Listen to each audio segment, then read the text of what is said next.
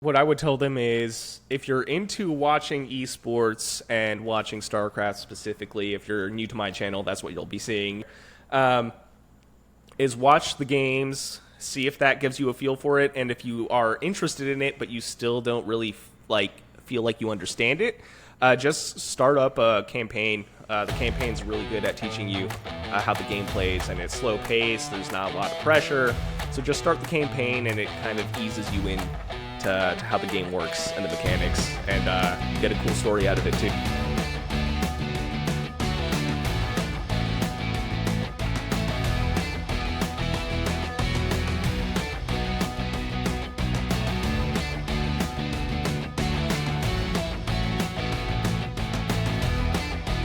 Hello, hello, hello, my friends, and welcome to Person Behind the Pages, the show where we get to know the authors and creators that make the works we love.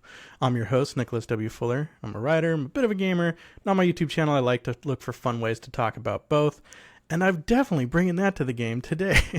I get to talk today as an interviewer with a friend of mine, Elleix Gaming. How you doing, Elleix? I'm doing good, Nicholas. How are you doing? I'm doing super good. I'm really excited for this chat. So if you don't know Elleix Gaming, you got to check him out. His real name is Art, but Elleix is fine. He's done some interesting things in his personal life, which we'll talk about, and we'll discuss some of that. But his Elleix Gaming YouTube channel is where I found him, and it's good fun, man. In it, he focuses mostly on what is obviously, clearly, without dispute, the absolute greatest and most wonderful esport game in the world, Starcraft 2. We're both big fans of esports, and especially Starcraft 2, so we want to bring you along in that journey. Elleix, tell them how great Starcraft 2 is.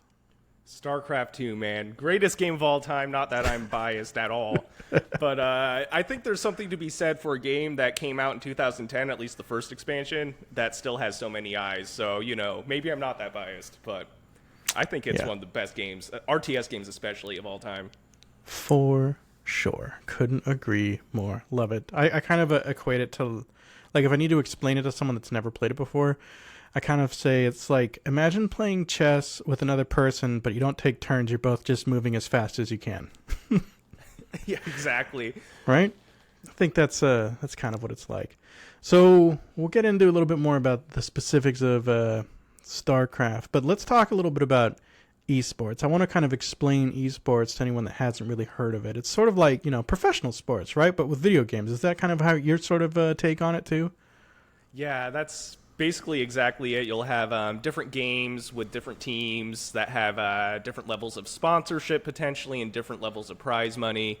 The last time I looked up StarCraft, I think it ranks number 18 roughly in terms of prize money dished out for 2023, and then in terms of viewership, it ranks number 28, which again, for a game so old, I think is pretty good. But yeah, effectively, it's just a competitive game, but instead of being an athletic sport, it's like a cognitive sport.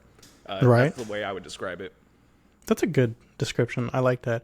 But yeah, I mean, all the experience too of like watching a game can be very much like the experience of watching a pro like football game or a pro soccer, that sort of thing. Like you'll get, of course, the players, and you might have little bios of the players, especially if it's a big tournament game. Like, oh, this is what they were doing before. You get like kind of see the bracket of the tournament.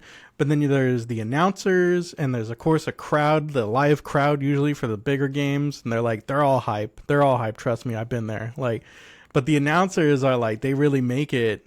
They add a lot of flavor, right? It's like, imagine watching a football game on mute. It wouldn't be the same as the guy going, he could go all the way. Right? Yeah, no, that's exactly it. That's a really good point. The casters will bring a lot of life into casting a sport, and they make it they make it really intense, and you'll have these moments in the games that will just switch. You'll think somebody's about to win, and then suddenly somebody pulls this thing off, and the game totally changes. So it gets just as tense as football or basketball would. Right. A big turnover. Oh yeah. Yeah. That's cool that you were checking out that like list of where StarCraft ranks. Do you have to remember like what the number one game was in terms of like viewership or prize money? I think viewership was I think Dota actually was top, like number one, and then I think viewership was League. But I could have had those backwards. But I do know both of those are pretty popular. MOBAs are a lot more popular than RTSs. Right. Those multi-user online battle arena, that's a mobile. RTS is real-time strategy. There's just different kind of types of games, sort of like, soccer, football, that sort of thing, but like, differences in how they play. RTSs tend to be single player, so like 1v1 is the way that it is in the tournaments, whereas a MOBA is usually 5-on-5. So it's kind of, I like that there's a team dynamic with the MOBAs. They're fun to watch. You ever watch some of those, the MOBA tournaments? I've watched a bit of Dota. I was kind of into that. It's just more of my time. I never played much of it, but Sure. Yeah, Dota was the only MOBA that I was really kind of intrigued by. Sure. But I'm also like in the past played a lot of Warcraft and WoW, so Yeah. And then, like Dota originated as a Warcraft mod, and we'll get into talking about mods a little bit, but that's pretty cool. Yeah, and I know too that Dota has like ridiculous prize pools sometimes for their main like annual tournament. They'll sell an in-game item, I think, and that the money that they get from that in-game item goes to the prize pool. It's my understanding. So that's how they end up with like $1 million prize pools. It's crazy. yeah, it's wild how they make their money sometimes. I'm not as familiar, obviously, with the like esports where MOBAs are concerned, but Sure. I mean, it is pretty interesting. Yeah, but they're crazy to watch. Like even if you're not like a player of the game, like it's insane to the production quality that you can see on these esports casts these days. Like the League of Legends that you were talking about, those they feel like a pro football gamer. So they got all the graphics, everything. Like it's insane. Like I'm super impressed with it. Yeah, me too. It's really insane what they do with that. They live up to the esports name for sure. Right.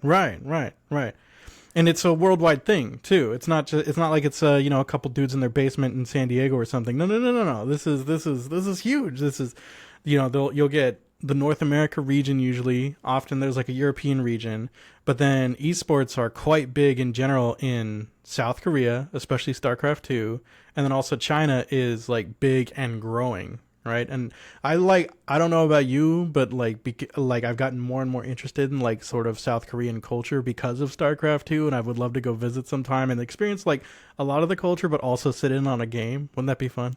Oh, that would be so fun. It's one of my dreams to go to Korea and see StarCraft played there by, arguably some of the best players in the world. I mean, no doubt. Yeah. I also really want to go to some tournaments in Poland, Europe in general. Want to go check Right. that out. Right. Yeah, so. Nice. So the perfect segue into my next question. Have you ever been to any of the in-person tournaments at all? No, unfortunately, I haven't. I was more into esports when I was younger, like senior year of high school is when I was sort of introduced to it around the time that StarCraft came out, Wings of Liberty. And then fell out of StarCraft on and off probably around 2013, 14. And then it would just come back into my life. I'd be like, oh, I haven't played this game in a while. And I would just play it for fun, casually on ladder. So I was never really into the esports scene, except for when I was in high school, when I was in a place that I wasn't able to go to the actual esports tournaments. But something that I would love to do now that I'm back into it. Right? Yeah. No, I've been to like 2 or 3, and they're hype, man. Like even the like sort of smaller ones. It's like, have you been to like a Comic-Con or anything like that?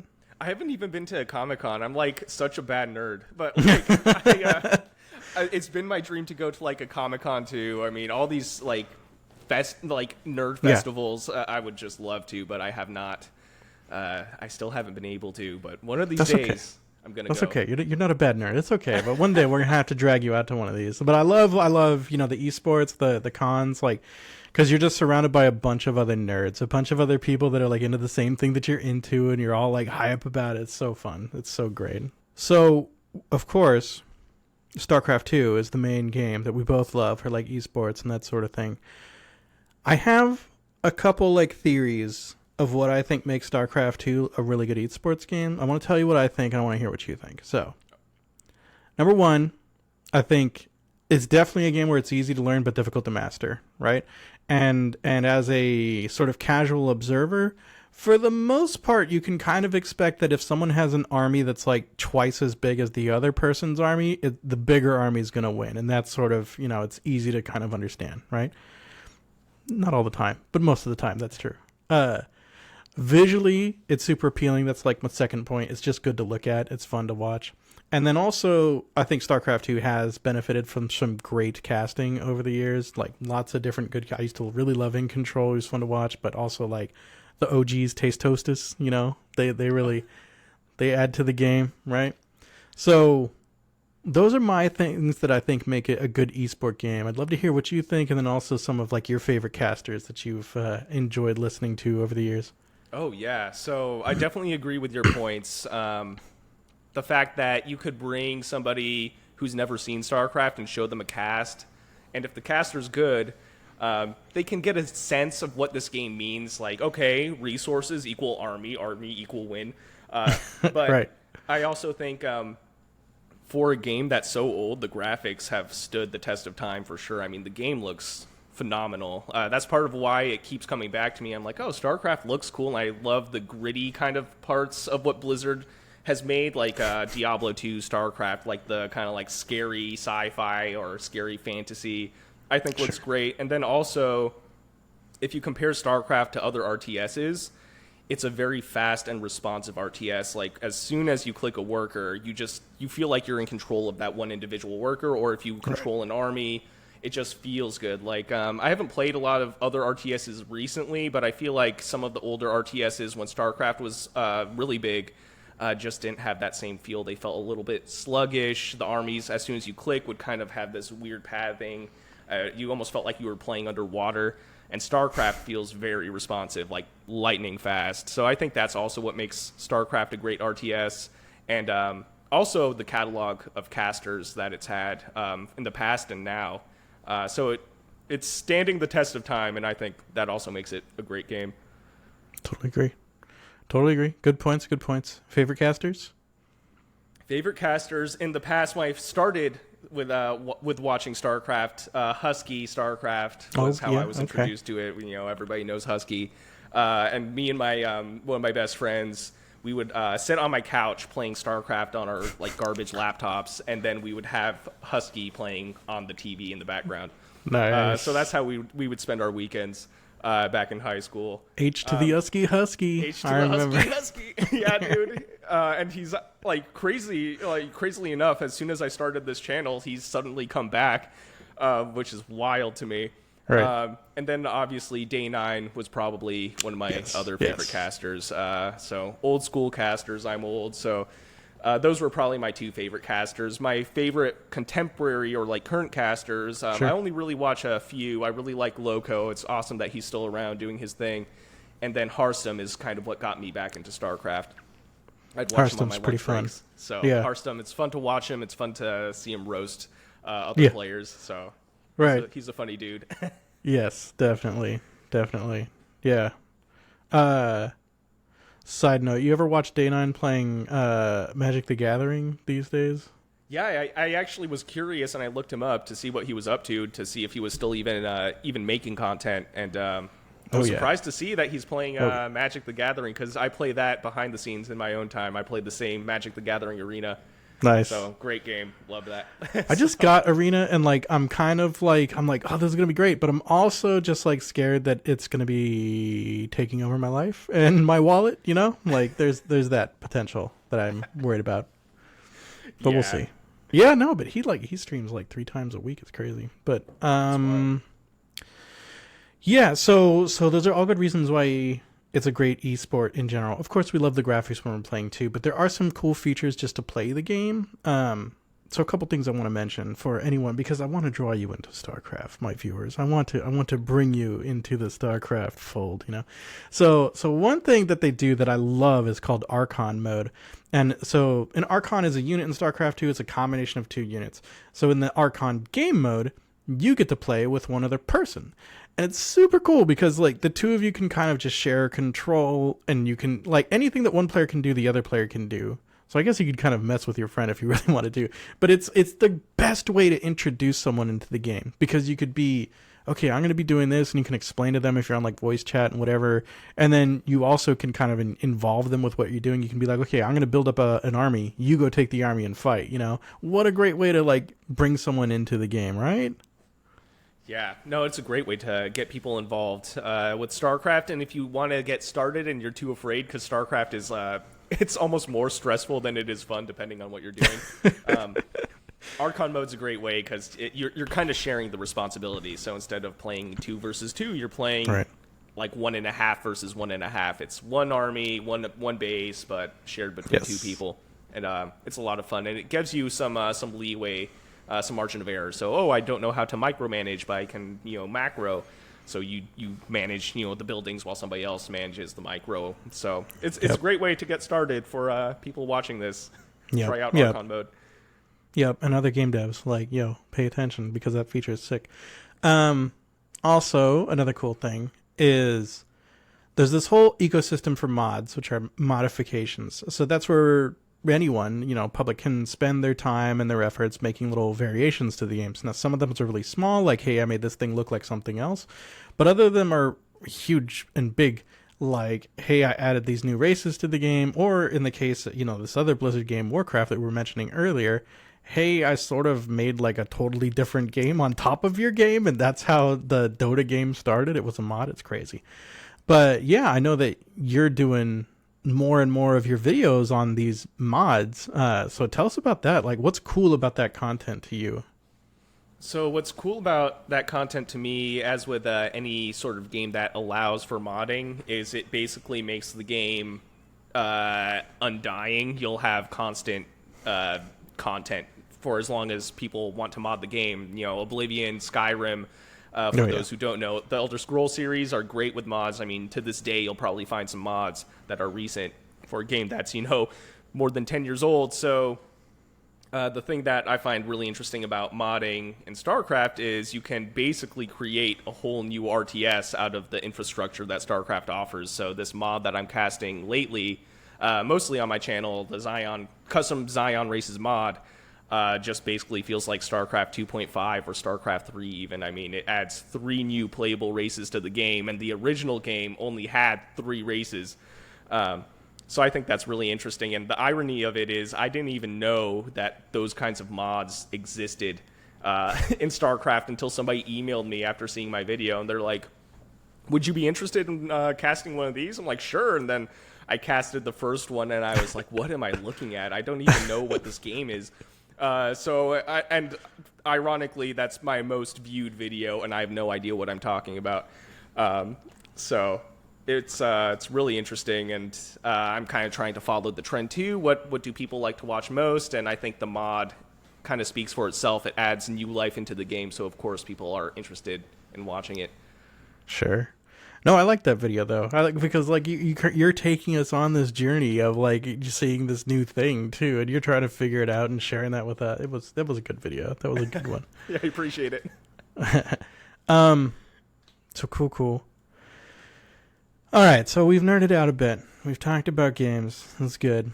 Now I want to talk about you. So you're young dude, American dude. You've got a pretty decent day job, but you're dedicating like a lot of your free time to making these YouTube videos that other people playing video games. And I know you're working hard on these videos. I know takes a lot of time to render these videos, takes a lot of time to upload them, not to mention the time actually casting. I know that you had moments where it's been bad for your voice when you were sick.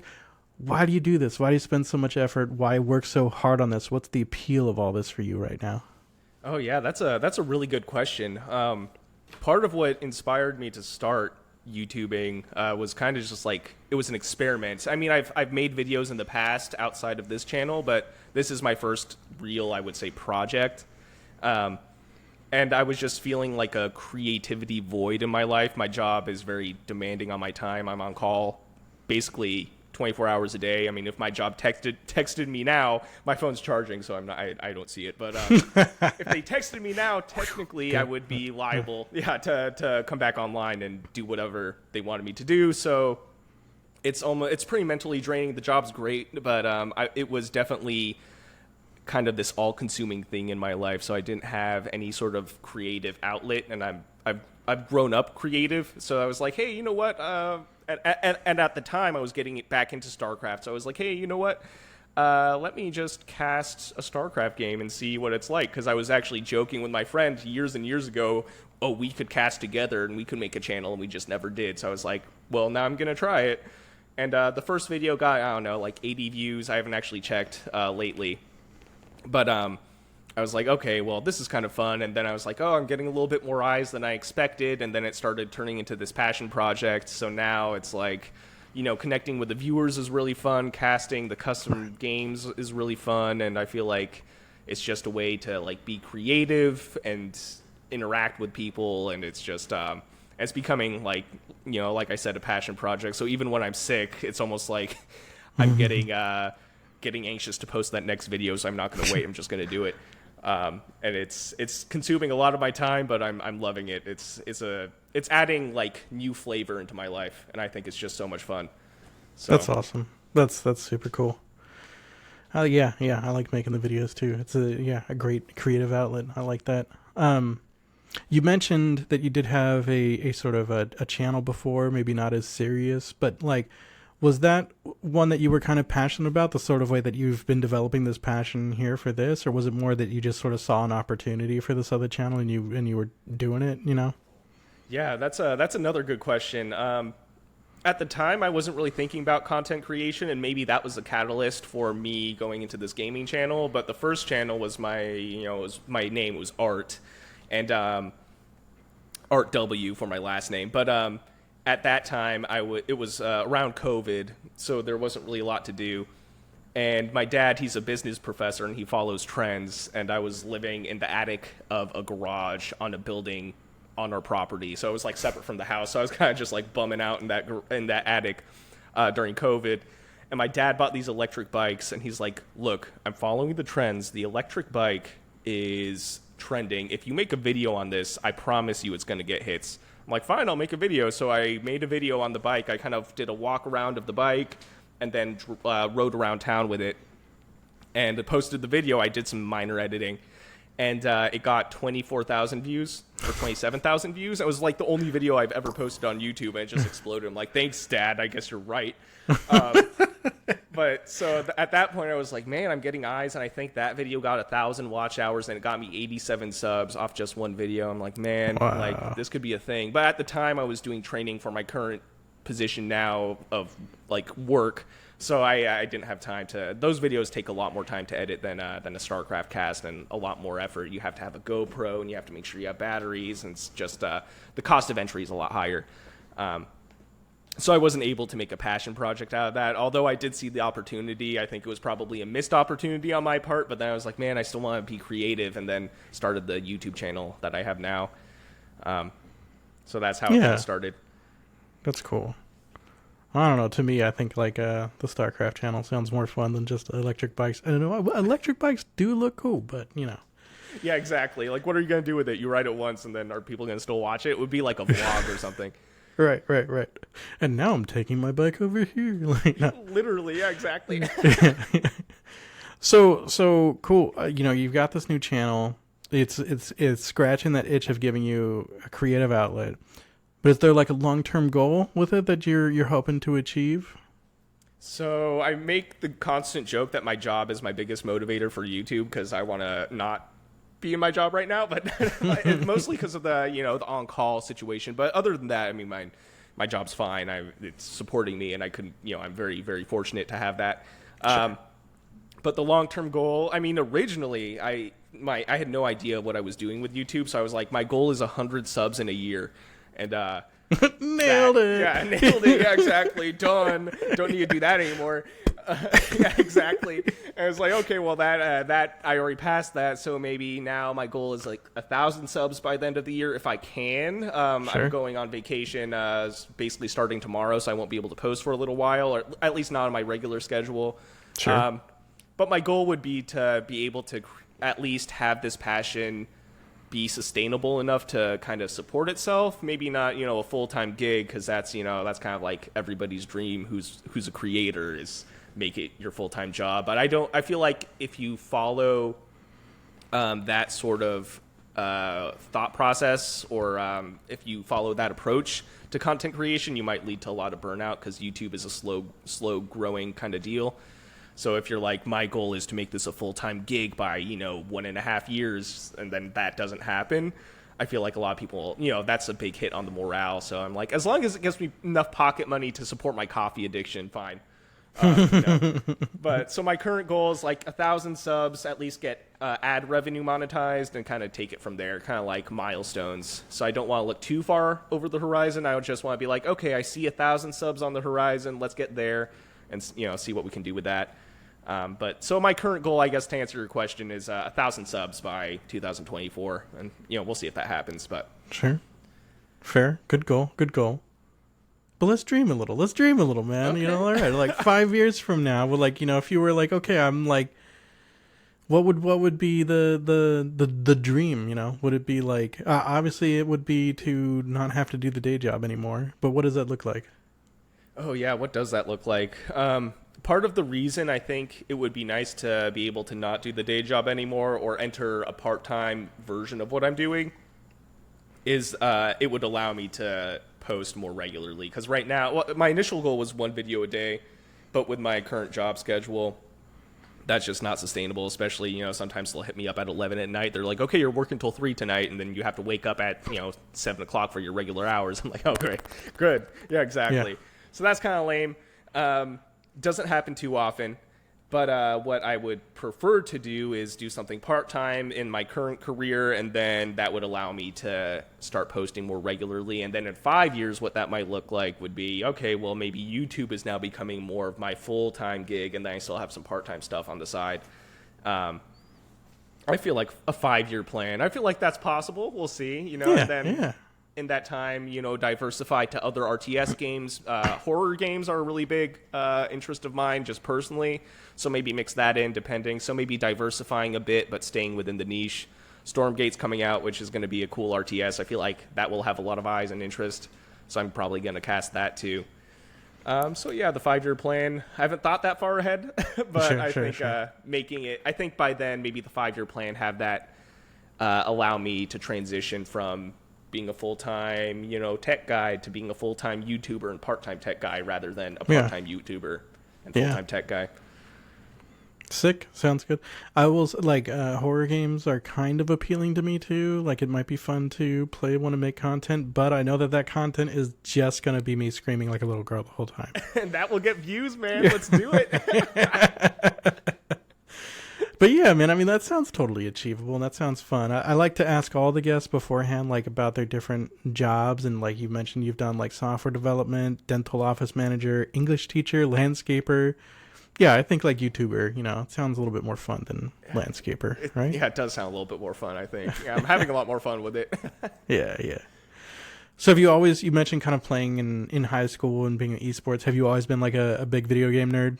Yeah, basically ever since I've achieved consciousness. I was like, some of my first memories are playing Super Nintendo and playing Killer Instinct on the Super Nintendo. So I've always been like, they've always fascinated me. I think it's just in my nature to be into like technology, video games, e-bikes. Like I built my own PC. Like I like tech, so that's kind of the vibe. But yeah, I've always been into it. Mostly single-player story-driven games, and then Starcraft just happened to have a good story. I mean, I was really young. Like I think it was 98, 99 when that came out. So I played it for the story. I was not good at it, but Starcraft also entered my life pretty early.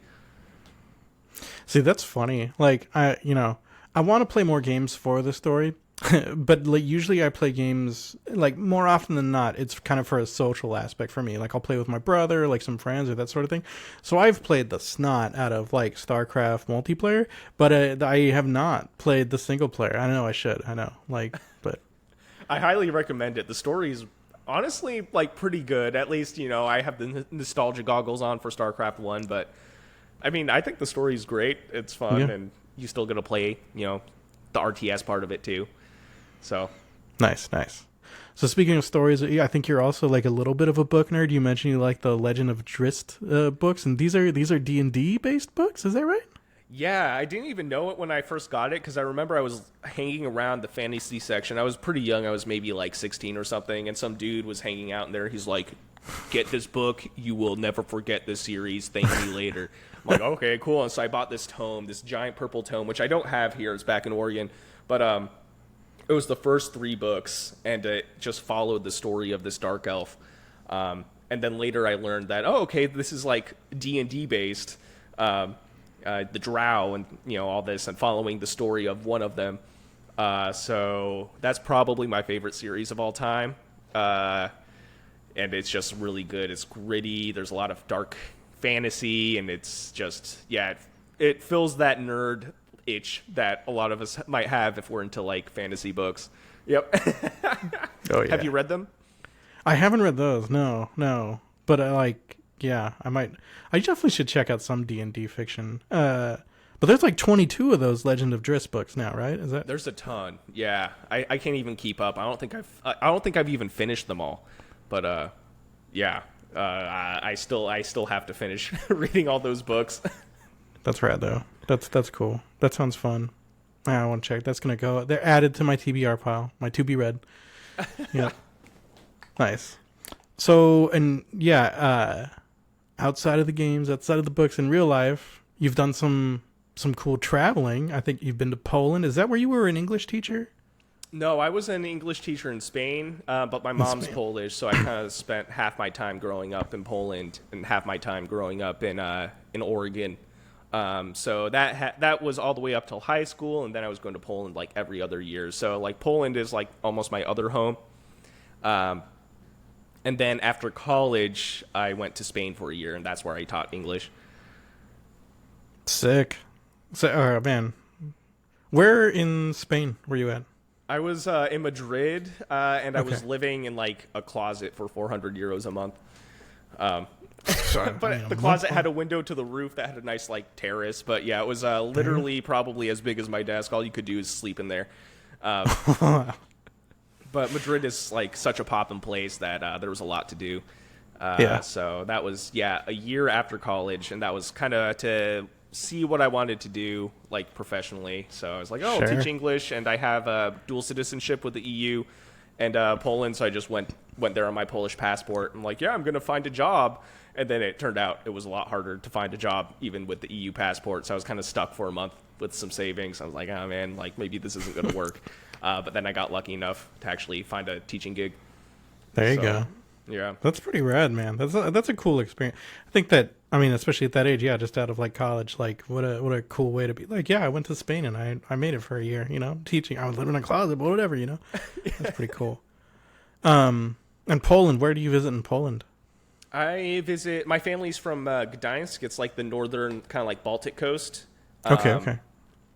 So that's where my family's from. There's a really cool old town. They call it Stare Miasta. It means old town. Or they call it like the main street is what they also call it. And you just like walk down this really like it almost looks like this medieval place, like cobblestone streets, and there's shops all over the place. It's very touristy, but it's one of my favorite places to visit. That's rad. Yeah, no, that seems pretty cool. That seems awesome.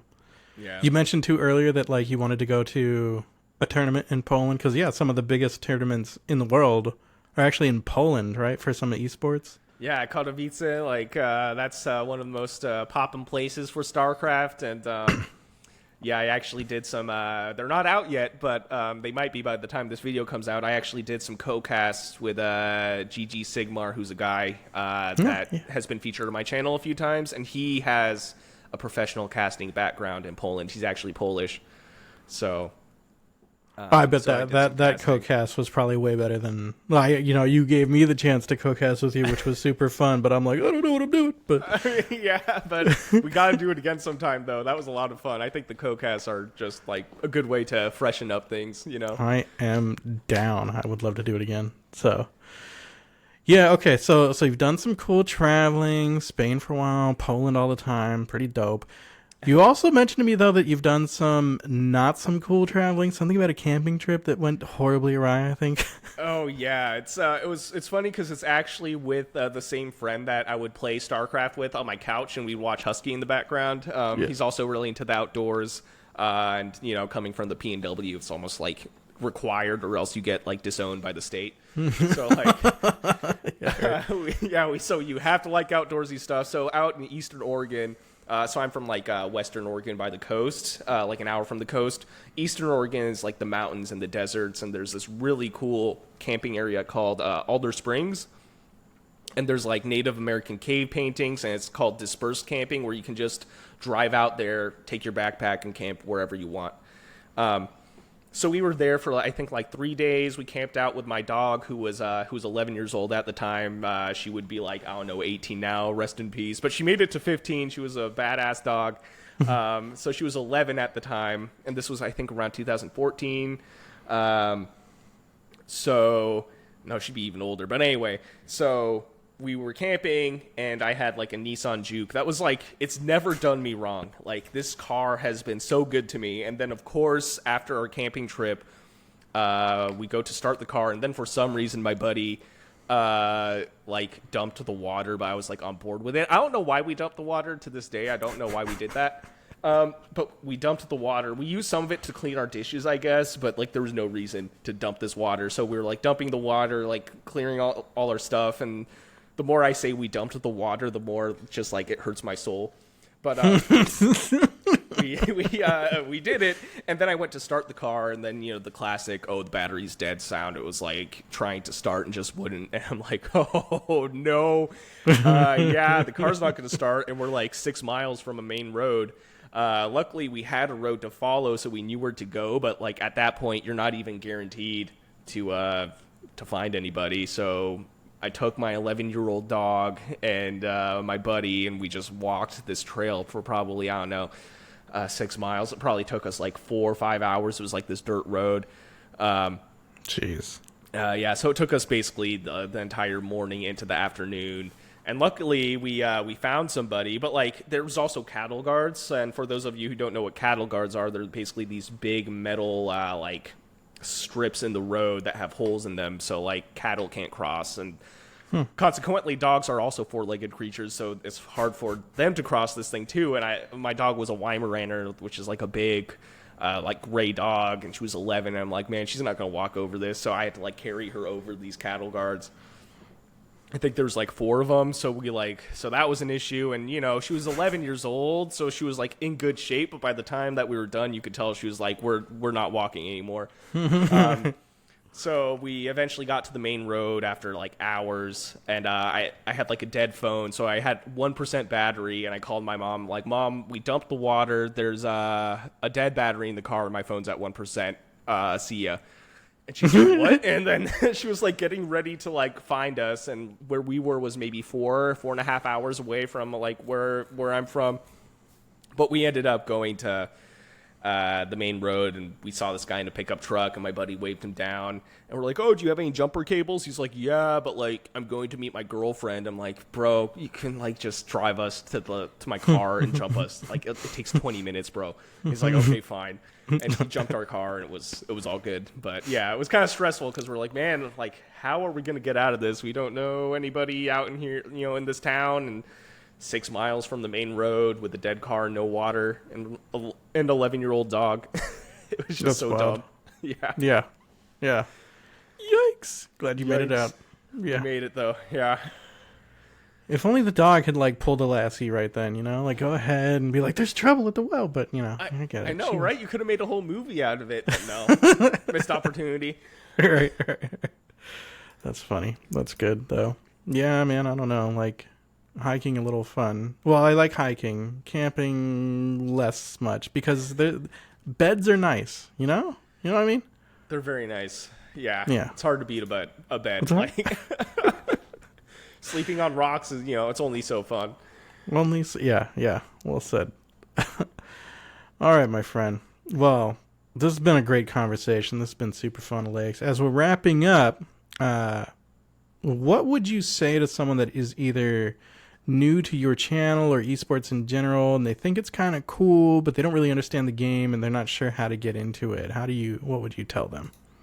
Oh, what I would tell them is, if you're into watching eSports and watching Starcraft specifically, if you're new to my channel, that's what you'll be seeing. You'll be seeing mostly custom Starcraft content, but there's still some vanilla Starcraft out there.